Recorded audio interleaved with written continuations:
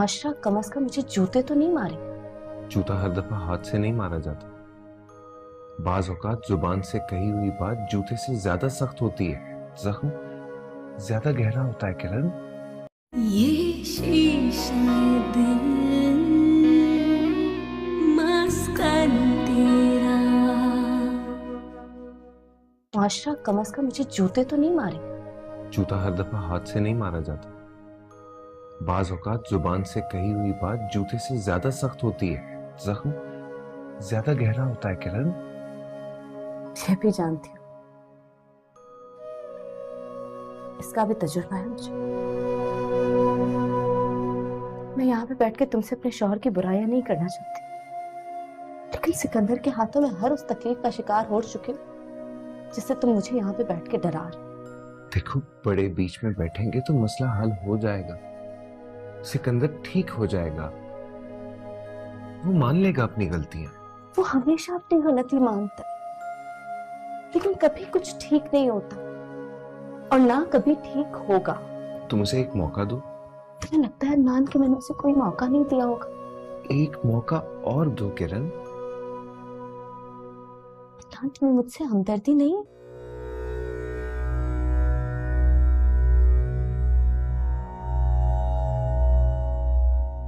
हमदर्दी है, इसीलिए तुम्हें समझा रहा हूं।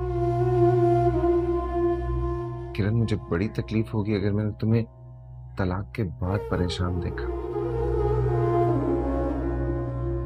हाँ, तलाक के बाद अगर मैं परेशान हूं तो सबको तकलीफ होगी, लेकिन शादी का फंदा गले में डाल के मैं रोज मरूं, किसी को कोई मसला नहीं होगा।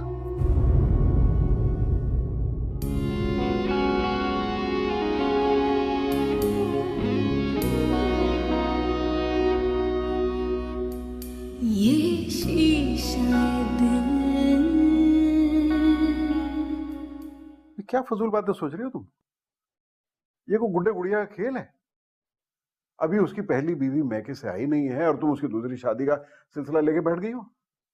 ये सिलसिला मैं नहीं लेके बैठ गई, वो तो फायका ने बात की तो मुझे ख्याल आ गया। मुझे तो समझ में नहीं आ रहा कि फायका को कैसे ख्याल आ गया। उसको ये ख्याल ऐसे आया कि उसके दिल में अपने भांजे का और बहन का दर्द है। आपके खानदान वालों की तरह खुदगर्ज नहीं है मेरे खानदान वाले। तुम्हें तो बस मेरे खानदान वालों की बुराई चाहिए किसी न किसी तरह। मैं बुराई कब कर रही हूँ? मैंने तो वैसे ही एक बात की थी। अच्छा चले, हाँ छोड़े, मेरी बात का जवाब तो दे। क्या जवाब दूं मैं तुम्हारा? अभी तो पहले ही बहू के साथ मसला चल रहा है, अभी शादी के बारे में सोचना ही मत। किरण का सिलसिला तो अब आप खत्म ही समझे। अब तो अगर वो आना भी चाहेगी तो मैं नहीं रखूंगी उसे। कितना जलील किया है उसने सिकंदर को और हमें। उसको रखने का फैसला हमने नहीं, तुम्हारे बेटे ने करना है। उसे मैं समझा लूंगी।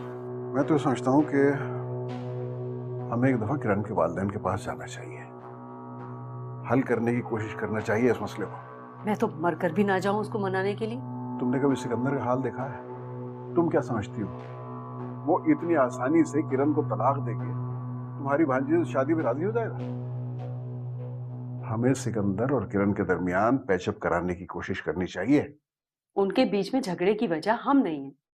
फिर भी वो हमसे इस बात की तवक्को रखता है शाइस्ता, सिर्फ खुद कह नहीं पा रहा। बहुत मुश्किल काम करने को कह रहे हैं आप मुझसे। मैं तो ये कह रहा हूँ शाइस्ता कि कल कल्ला को हमें ब्लेम न दें कि हमने उसकी शादी टूटने दी और उसे बचाने में कोई किरदार अदा नहीं किया।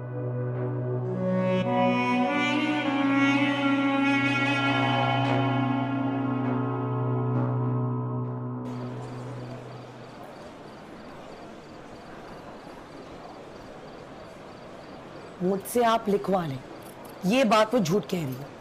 अगर फायका मुमानी कह रही है किरण तलाक मांग रही है तो वो यकीनन तलाक मांग रही है।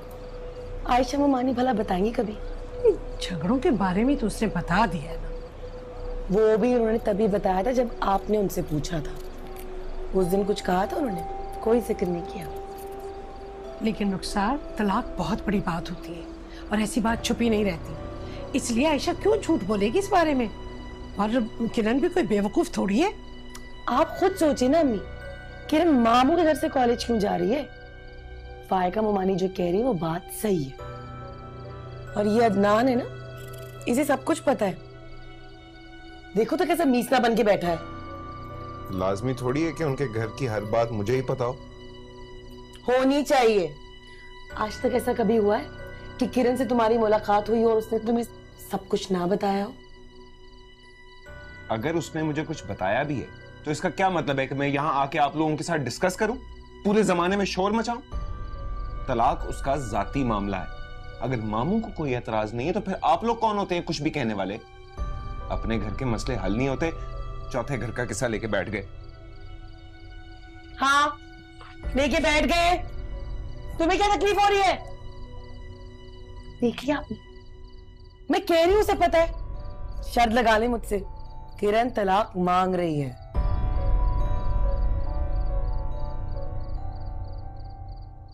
आपा तक भी बात पहुंच गई है किरण के मुतालबे की। न जाने फायका ने खानदान में और किस किस को बताया होगा, और आप बैठे हैं यहाँ बेटी के नखरे उठा रहे हैं। क्या करूं, गला घोट दूं बेटी का? ये कब कह रही हूं मैं तो सिर्फ ये कह रही हूँ कि उसे समझाएं और इस मामले को और ना लटकाएं।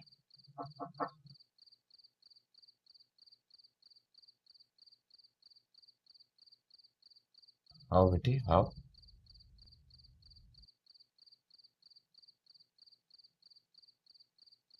अब आपसे एक बात करनी थी। कहो बेटा। अब्बा, मुझे सिकंदर के घर से कुछ चीजें और अपनी किताबें लानी थी। दिमाग खराब हो गया है तुम्हारा? अकल के नाखून लो। तलाक को खेल समझ रखा है तुमने? वो भी अपने किए पे शर्मिंदा है। खत्म करो इस किस्से को। सारे खानदान को पता चल गया है, जो बाकी लोग रह गए उनके आगे भी तमाशा बनना चाह रही हो। अब आप साथ चलेंगे या फिर मैं अकेले जाके अपना सामान ले आऊं? मैं चलूंगा बेटा तुम्हारे साथ।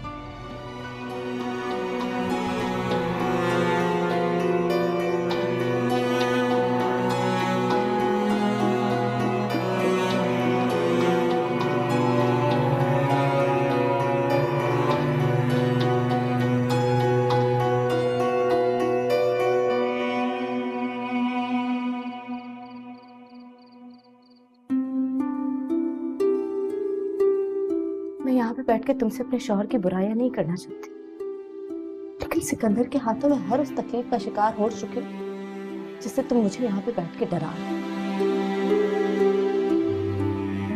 तुम्हें मुझसे हमदर्दी नहीं? हमदर्दी है, इसीलिए तुम्हें समझा रहा हूं। किरण, मुझे बड़ी तकलीफ होगी अगर मैंने तुम्हें तलाक के बाद परेशान देखा। तलाक के बाद अगर मैं परेशान हूं तो सबको तकलीफ होगी, लेकिन शादी का फंदा गले में डाल के मैं रोज मरूं, किसी को कोई मसला नहीं।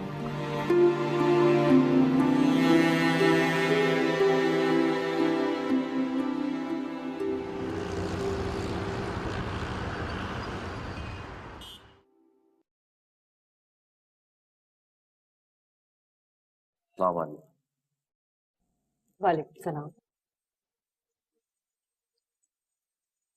किरण अपनी किताबें लेने आई थी और कुछ कपड़े भी। ओह, अच्छा। तो अब तक दिमाग सीधा नहीं हुआ आपकी बेटी का? मैं तो समझ रही थी कि अब तक इसकी अकल ठिकाने आ गई होगी। समय कॉलेज जाना शुरू कर दिया है इसने। किताबें तो जरूरी हैं, कपड़ों का तो कुछ कर ही लेंगे। आगे बढ़ा के क्या करेंगे इसे? इतना पढ़ के तो अकल आई नहीं इसमें।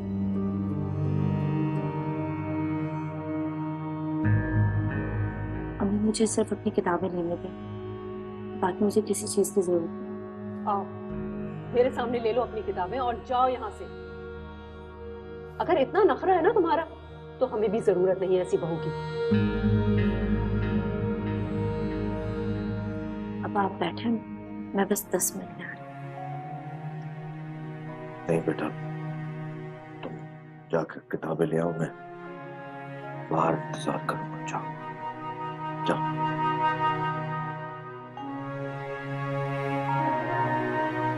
जो कुछ भी ले जाने आएगी आप ले जाने दें उसे, मैं बाद में बात करूंगा उससे। वो सिर्फ किताबें लेने आई है और मैं उसे किताबें ही ले जाने दूंगी। तुम्हें ज्यादा हातिम ताई बनने की जरूरत नहीं है। अम्मी आप कुछ मत कहिएगा उसे। वो तुम्हें जूते की नोक पे रखती है और तुम डर डर के मर जाना। अम्मी प्लीज, आप उससे कोई बात मत कीजिएगा प्लीज। तुम उससे डरते हो तो डरते रहो, मुझे मत डराओ।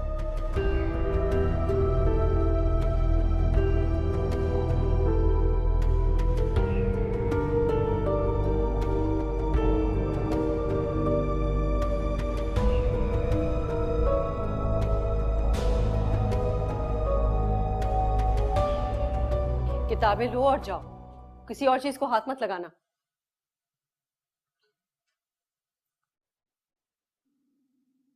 अम्मी सिर्फ अपनी किताबें ही लेने आई, बाकी कोई चीज लेना भी नहीं चाहती। और अगर चीजों की हवस होती तो ये घर छोड़ के कभी भी ना जाती। ज्यादा लामा बनने की जरूरत नहीं है मेरे सामने। मेरे बेटे को परेशान कर रखा है तुमने, और मुझे बता रही हो कि सिर्फ किताबें लेने आई हो। जेवर दिखाओ मुझे सारा।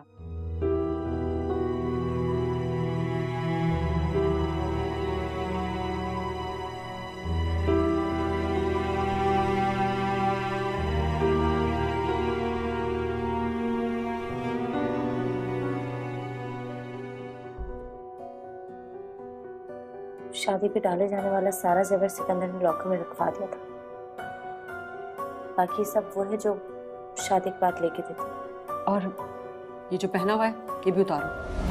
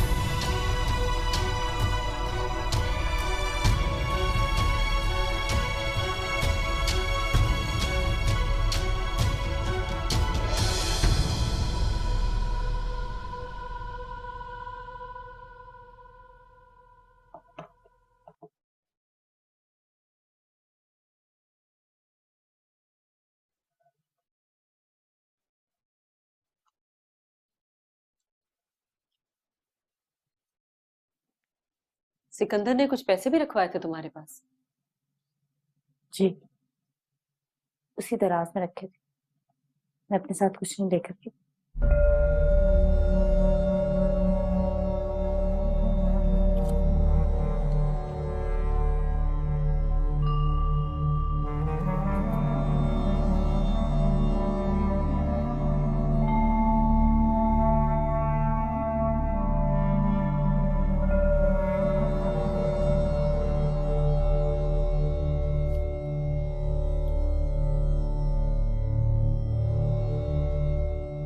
कुफरानी नेमत करने वाले सारी उम्र चीजों के लिए तरसते हैं। मेरा बेटा कितनी चाह से तुम्हें ब्याह के लाया था, पलकों पे बिठाए रखता था तुम्हें। लड़कियां तो दुआएं करती हैं ऐसे शौहरों की, और तुम एक छोटी सी बात पर उसको छोड़ रही हो। इज्जत इज्जत की रट लगा रखी है। मर्द के दम से ही इज्जत होती है, औरत की अपनी कोई इज्जत नहीं होती। माँ बाप के घर रहोगे तो आटे दाल का भाव पता चल जाएगा। अगर मेरी बेटी होती और इस तरह जिद करती तो मैं उसे जूते मारकर ससुराल भेज देती। एक तुम्हारी माँ है, कोई परवाह ही नहीं उसे। और बाप को देखो, हाथ झुलाता हुआ आ गया बेटी के साथ। ये पाकिस्तान है, यूरोप नहीं कि आदमी ने हाथ उठाया तो औरत पुलिस में रिपोर्ट कर दे। हमने भी मारे खाए, फिर भी घर बसाया, जिंदगी गुजार दी उस आदमी के साथ। और तुम समझती हो कि सिर्फ तुम्हारी इज्जत है, मेरी कोई इज्जत नहीं थी? थी अम्मी, आपकी भी इज्जत थी, आपने करवाई नहीं। खुदा हाफिज़।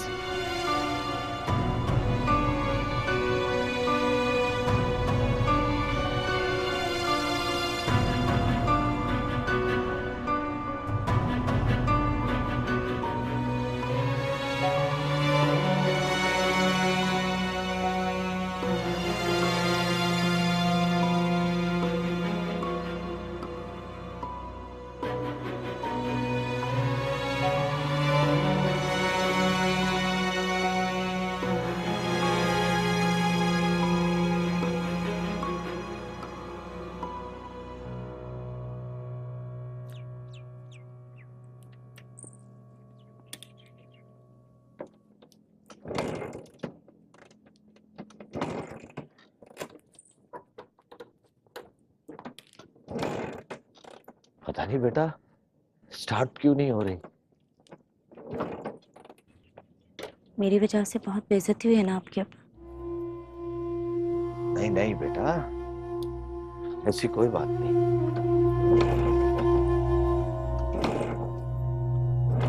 ये शीशा दिल मस्कन तेरा, ये शीशा दिल मस्कन तेरा।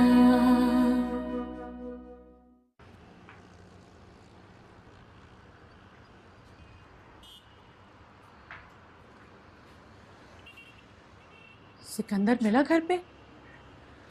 नहीं। और किरण की सास वो तो होंगी। हाँ। उन्होंने कुछ नहीं कहा, रोका नहीं किरण को? नहीं। हाँ तो क्यों रोकती भला? आप जो बेटी को लेके वहां किताबें लेने के लिए चले गए, वो भी सोचती होंगी कि न जाने। तुम मेरा दिमाग खाना बंद करो और जाओ एक गिलास पानी लेकर आओ। मजाल है जो कभी मेरी बात सुन लें ढंग से। बेटी को लिए लिए फिर रहे हैं, ये नहीं सोचते कि दुनिया वाले न जाने क्या क्या बातें बनाएं। मुझे परवाह नहीं है लोगों की, कहते रहे जो कहते हैं। मैं लोगों के डर से अपनी बेटी को जहन्नुम में नहीं झोंक सकता। लीजिए पानी। हर वक्त मेरा दिमाग खाती रहती है। लोग ये कहते होंगे, लोग वो कहते होंगे। बेटी को अगर कोई मसला है तो क्या मैं उसकी ना सुनूं? वो लोग है ही ना कदरे। तुम जरा देखती आज कैसा उन्होंने हम दोनों का इस्तकबाल किया। मैं तो अगर बेटी की वजह से मजबूर ना होता तो 2 मिनट ना टिकता मैं वहां पर। जिस तरह आपका मिजाज है, ऐसा ही मिजाज आपकी बेटी लेके गई थी। इस तरह घर नहीं बनते। मैं तो पहले भी आपको मना कर रही थी वहां जाने से, पर नहीं, वही जिद। कोई बात थोड़ी माननी होती है आपको किसी की। अब देख लिया ना। ओ खामोश।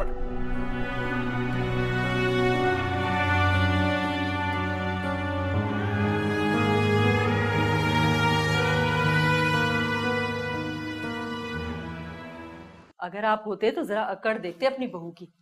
कहने लगी मैं तो सिर्फ किताबें लेने आई हूँ और कुछ नहीं चाहिए।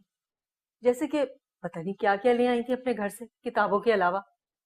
और बाप वो तो बिल्कुल चुप खड़ा रहा, एक लफ्ज भी नहीं बोला। भाई मैंने तो पहली दफा ऐसे माँ बाप देखे।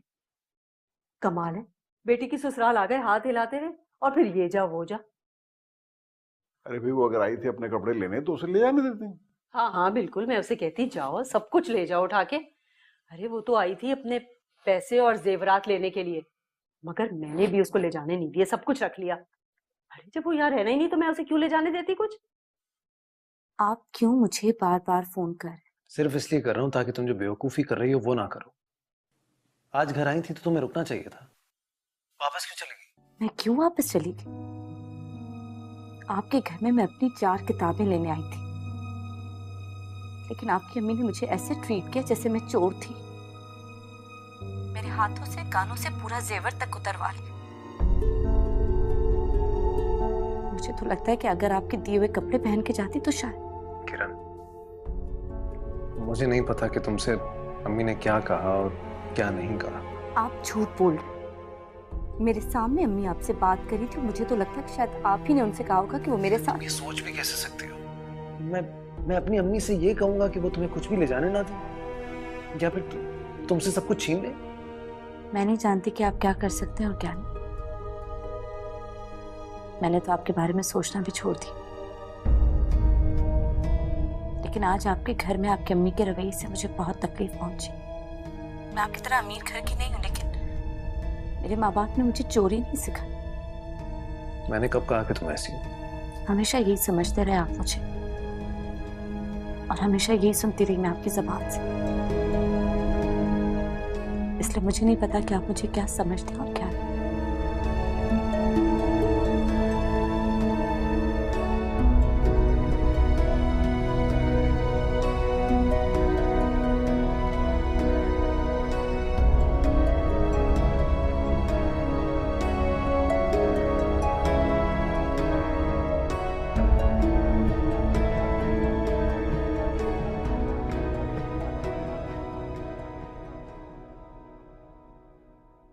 मेरी समझ में नहीं आ रहा कि आप किरण और सिकंदर की तलाक पर इतनी आसानी से कैसे राजी हो गए?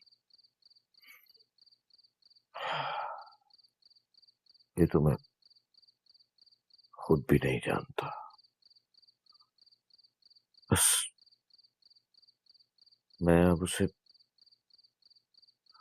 मजबूर नहीं कर सकता। अगर वो नहीं वहां रहना चाहती तो ना रहे। कि जब वो रोती है ना तो मेरे दिल को कुछ होने लगता है।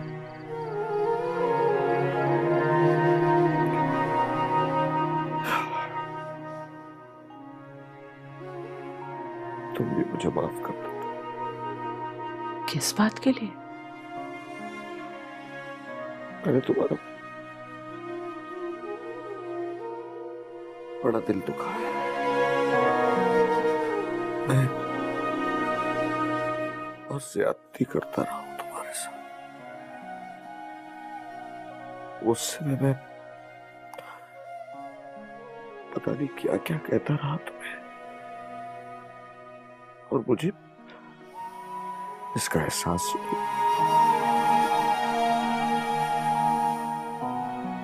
लेकिन अब जब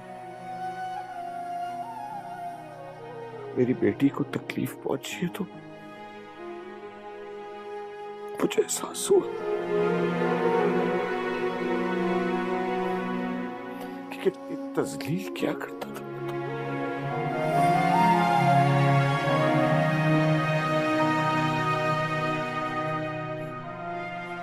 तुम्हारा शौहर था मैं, लेकिन ये हक नहीं था मुझे।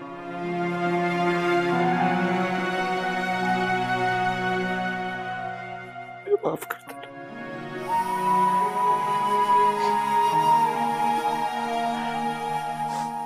बस जाने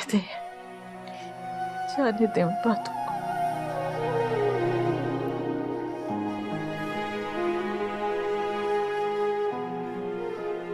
खालदा, जरा देख लेना कि क्या क्या चीजें बाजार से आनी है। मैं अभी शकील को भेज रही हूँ बाजार।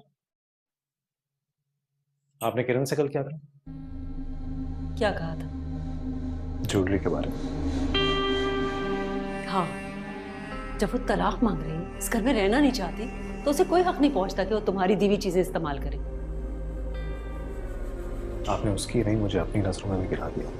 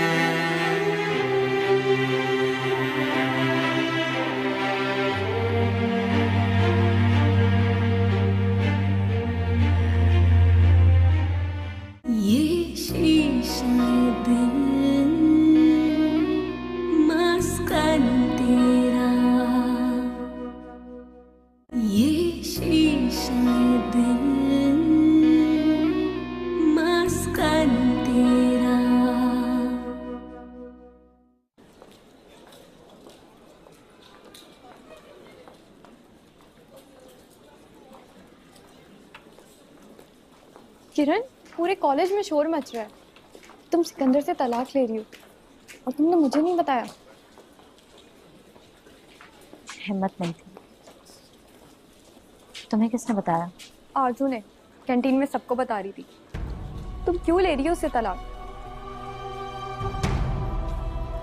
क्योंकि सिकंदर मुझे मारता, मुझे गाली देता। लेकिन तलाक तो इसका हल नहीं है, कोई और भी तो हल हो सकता है। हल? इस बात पर क्या हल निकाल सकते? समझौता? मेरा मिसकैरेज भी सिकंदर की वजह से हुआ। तुम उसके पेरेंट्स से बात करती, अपने पेरेंट्स से बात करती। मैंने की है उनसे बात, सबसे बात की, लेकिन किसी को ये मसला लगता ही नहीं। किसी को एहसास ही नहीं होता ये भी कोई बड़ी बात है। वो सब कहते हैं कि मर्द औरत पे हाथ उठाता है, और क्योंकि सिकंदर कपड़ों के और जेवरात के ढेर लगा देता है मेरे सामने, इसलिए मुझे चुप करके उसके साथ जिंदगी गुजारनी चाहिए, शिकायत नहीं करनी चाहिए। लेकिन तुम्हें उसे एक चांस तो देना चाहिए। एक चांस? सादिया, मैं उसे चांस पर चांस देती। छोटे खानदान का ताना सुनने के बाद मैंने सोचा कि बस बात सिर्फ ताने तक रहेगी। गाली खाने के बाद मैंने सोचा कि नहीं, गाली से आगे तो बात बढ़ ही नहीं सकती। और पहला थप्पड़ खाने के बाद मुझे लगा कि नहीं, सिकंदर इतना शर्मिंदा है कि अब वो ऐसी हरकत कर ही नहीं सकता।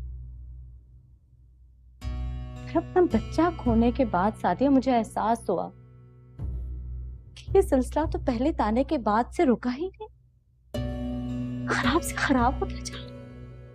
मैं बिल्ली को देख के आंखें बंद कर देने वाला कबूतर बन गई थी। जो शादी के पहले साल हो रहा था, शादी के हर साल वही होता रहा, क्योंकि सिकंदर इसी माहौल में बड़ा हुआ था।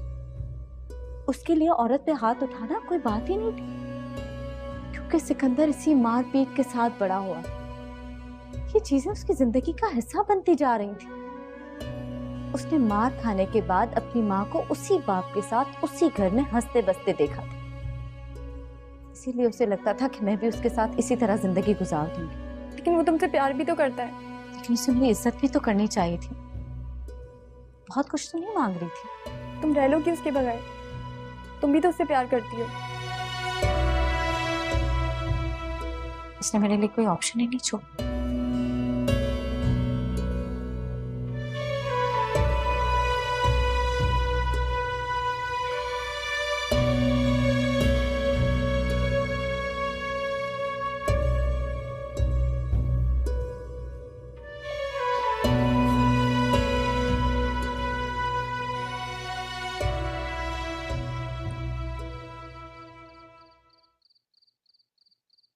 इसे कहाँ रखूं?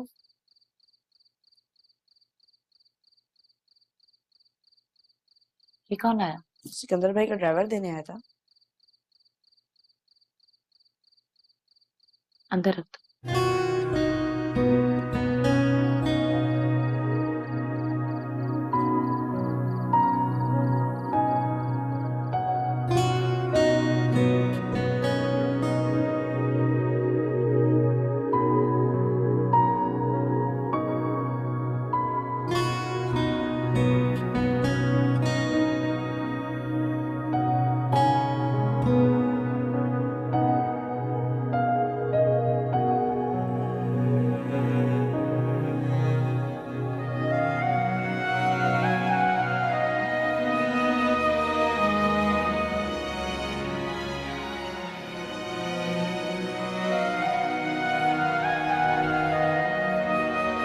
किरण,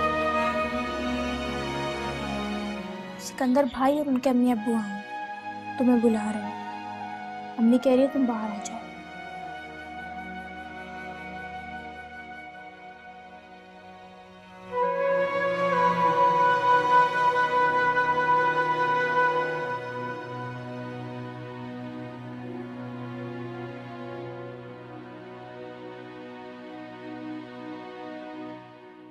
हमारी तो यही ख्वाहिश है कि तमाम इख्तिलाफात खत्म करके किरण को घर वापस ले जाया जाए। जी, हम भी यही चाहते हैं कि तमाम मामला खुश असलूबी से हल हो जाएं। बेटियां माँ बाप के घर बैठी हों, किसी को अच्छा नहीं लगता। आप ठीक कह रही हैं। झगड़े किस मियाँ बीवी में किस घर में नहीं होते, इसका ये मतलब तो नहीं है कि तलाक का सोचना शुरू कर दिया जाए। आप बिल्कुल ठीक कह रही हैं, लेकिन जो मैं सोचता हूँ उस हिसाब से किरण के एतराजात बिल्कुल दुरुस्त हैं।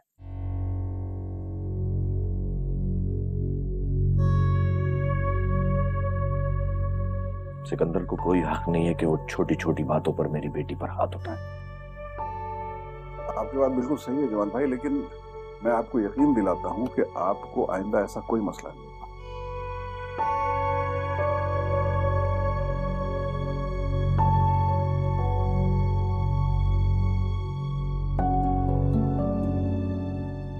अस्सलाम वालेकुम। वालेकुम सलाम। किरण बेटा, बस जल्दी से अपना सामान पैक करो और अपने घर चलो। अपने ही घर पर? अब गुस्सा थूक दो। देखो, हम लोग और सिकंदर तुम्हें लेने आए। इसके लिए मैं आप सबकी शुक्रगुजार हूं, लेकिन मैं आपके साथ नहीं जाना चाहती।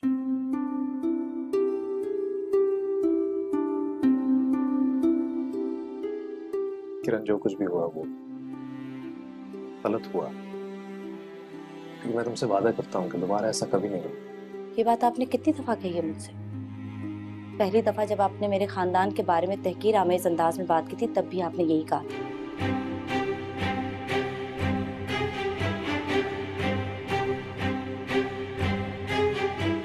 और उसके बाद मेरे माँ बाप और खानदान के बारे में हद तक आमेज जुमले बोलना आपकी आदत हो गई थी।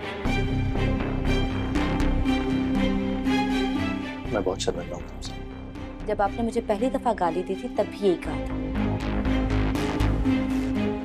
और उसके बाद आपने मुझे इतनी गालियां दी कि मुझे गिनती भी याद नहीं। मुझे अफसोस है। पहली दफा जब चिल्लाए थे, तब भी यही कहा था। मैं मानता हूँ गलतियां हो गई मुझसे, लेकिन गलतियां सुधारी भी तो जा सकती। गलती सुधारी जा सकती है, लेकिन फितरत नहीं।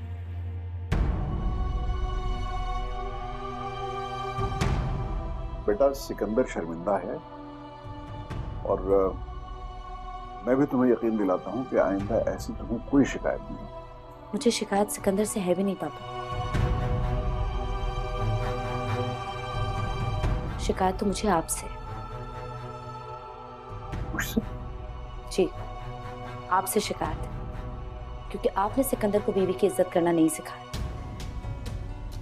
आपने सिकंदर के जहन में डाला कि बीवी को मारना शौहर का हक होता है। मैंने सिखाया? जी, ये काम आपने किया। सिकंदर तो बस वो सारी चीजें दोहरा रहा है जो वो बचपन से आपको करते हुए देखता आ रहा है।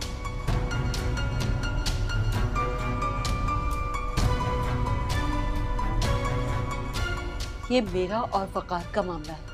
तुम्हें इस मामले में बोलने की कोई जरूरत नहीं कि वो मेरे साथ क्या करते रहे क्या नहीं। ये सिर्फ आपका मसला नहीं है, इस मसले ने मेरी जिंदगी को मुतासिर किया।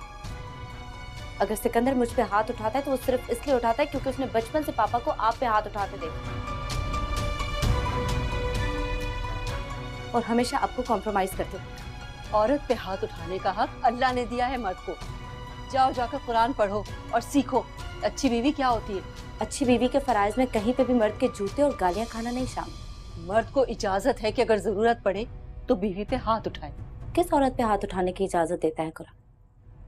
सरकश और नाफरमान औरत।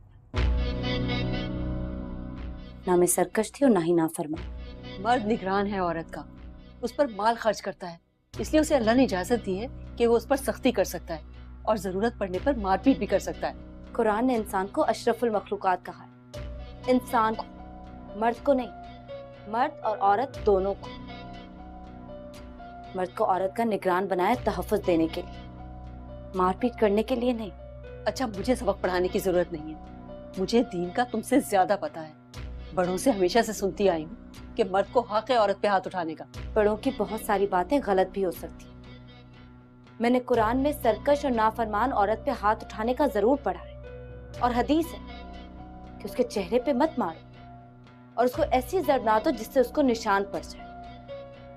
लेकिन मैंने कुरान में ये कहीं नहीं पढ़ा कि मर्द को औरत की तजलील करने का हक है या किसी भी बात पे जिद या बहस करने पे मारपीट का हक है।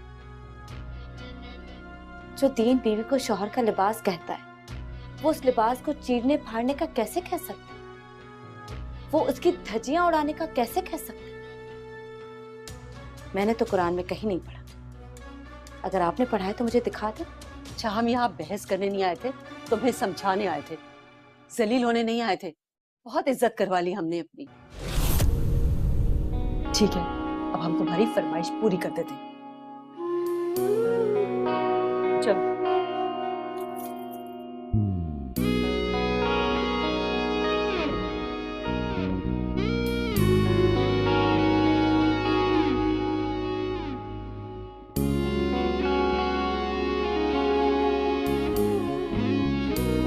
शीशा दिल मस्कन तेरा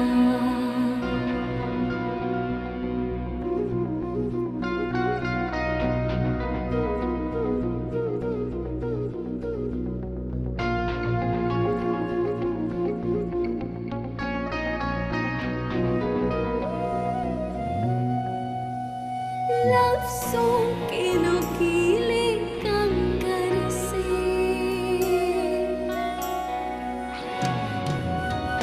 अब और किसे तुम तोड़ोगे?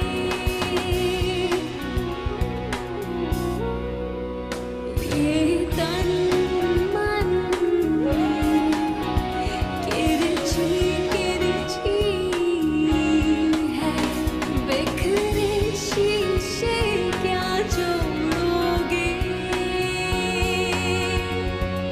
जोड़ोगे ये शीशा दिल मस्कन तेरा। मैं और तुम्हारे अब्बा खाना नहीं खाएंगे। साकिब अगर मांगे तो उसे दे देना। जी अम्मी।